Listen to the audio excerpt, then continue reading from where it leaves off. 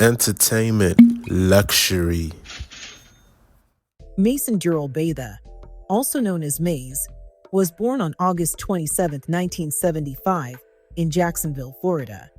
He was raised in Harlem, New York, and began his career as a member of the Children of the Corn, performing under the stage name Murda Mase. He signed with Bad Boy Records in 1996. Mase released his first single, Feel So Good, on November 29, 1996, and it was a smash hit. His subsequent singles, Looking at Me, 1997, Tell Me What You Want, 1997, and Do You Want to Get Money, 1998, were all successful, and after many delays, his debut album was released in late 1997 to critical acclaim, selling over 4.5 million copies in the United States and over 7 million copies worldwide. Mase eventually signed with Bad Boy Recordings and went on to appear on hundreds of hit recordings for artists such as chart-topping pop vocalist Mariah Carey, veteran Tina Turner, and hip-hop legends like the Notorious B.I.G. He appeared on songs that were successful on the hip-hop, R&B, pop, and Billboard charts. Critics saw Mase as Combs' apprentice, and Combs addressed to him as My Little Brother. Mase is recognized for his monotonous, sluggish, and mellow tone. Harlem World executive producer Deric Angelettie told Rolling Stone that Mase says things in such a way that it's real street, but also real easy to understand. That's a talent few MCs possess. Mase was nominated for 4 Grammys and won the Best New Artist in a Video award at the year 1998 VMAs. Today we'll be taking a look at the top 8 luxury buys of Mase. Before we start, don't forget to poke that like button and subscribe. Also, don't forget to check out the link below to shop at the new entertainment luxury store. Number 1. Shiny Suit. Mase helped define Bad Boy Records' shiny suit era, and his song, Feel So Good, from his 1997 debut, Harlem World, had a significant role in establishing the visual for that period in history. The video, produced by Hype Williams, was loaded with sparkle and bling, with Mase and Diddy joyfully dancing to celebrate their accomplishment. Up until that point, all my success was Puff's success, Mase explained in a 2014 Complex interview. So, when he won a Grammy or a Billboard award, I go up there and accept it with him, but it wasn't my trophy.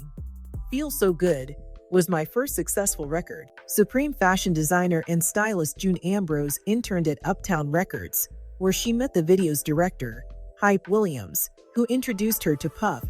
Ambrose was responsible for the infamous red leather shining suits, and together they increased Bad Boy's culture of creativity. Why you over there looking at me while my girl's standing here? Number 2. Corvette Stingray.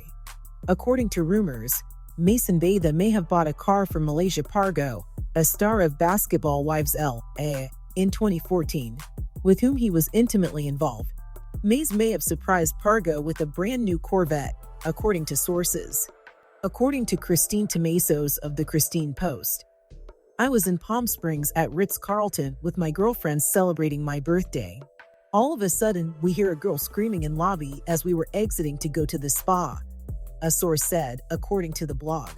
We look out and see a brand new white convertible Corvette with a bow.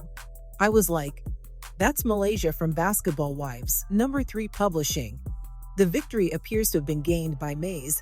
Cameron claims that the former signee of Bad Boy Records has taken back his publishing rights. While promoting his past mixtape, The Lost Files, he revealed the news about his friend and collaborator.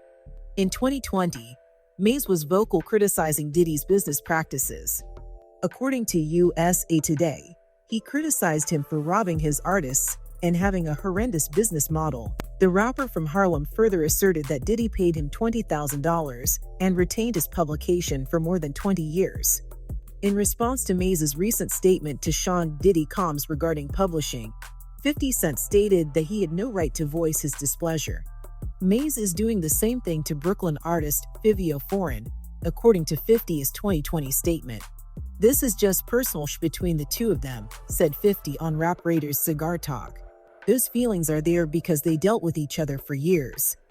But you look at it and say, he's pointing out the publishing he's doing the same thing to the young boys now. Fivio, you doing the same that they did to you, boy, he added.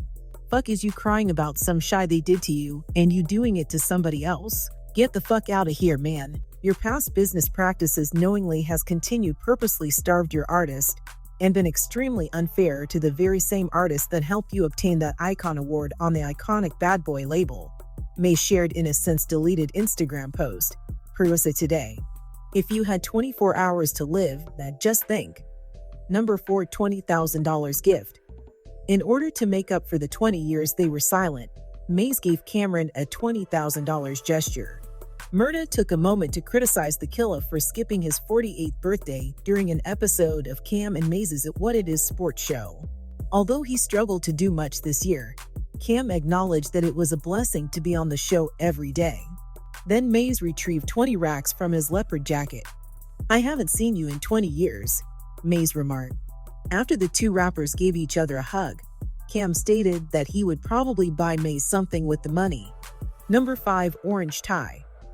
On an episode of It Is What It Is, Mase seemed to playfully allude to Diddy's imprisonment by wearing a tie. Mase responded to presenter Treasure Wilson's question on his well-being at the beginning of the show with a stoic and an extended woo. Then she inquired as to whether the orange tie he was wearing had any meaning. Mase clarified, "The orange isn't representing anything today?" she asked. "Not today," he replied. "I'm chilling today. It's just, your tie is supposed to say something." "It's saying something?" She said that it could be, hence why she asked. "No statements to be made," he said. "It might be code orange. There's a lot going on these days."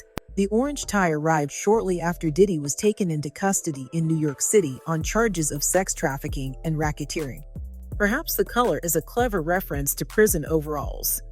Although he's saving his takes for the upcoming documentary, he hinted in May that he had a lot more to say about Diddy. "If y'all wondering how I feel, it's coming soon," he stated. "Put it on my tab. Now tell your friends all the fun you had." Number 6, strip club. Mase had a significant impact on Eve's career. In the documentary Rough Riders Chronicles, she clarified, Eve, who was born in Philadelphia, was a stripper before she became a hit maker. At the age of 18, she worked in strip club for around a month before everything changed when Mase entered her club. Eve talked about the life-altering encounter she had with the What You Want rapper. "It was a calm night," the First Lady said, and she offered Mase a dance, but he was more interested in what she had planned for the future. The Love Is Blind singer told him she wanted to be in hip-hop, after first being on the defense after Mase rejected her lap dance offer. "I told him I want to be a rapper, and he was like, get dressed, let's go ride around the city and listen to some beats. We literally just rolled around the city until the sun came up. He listened to me rap.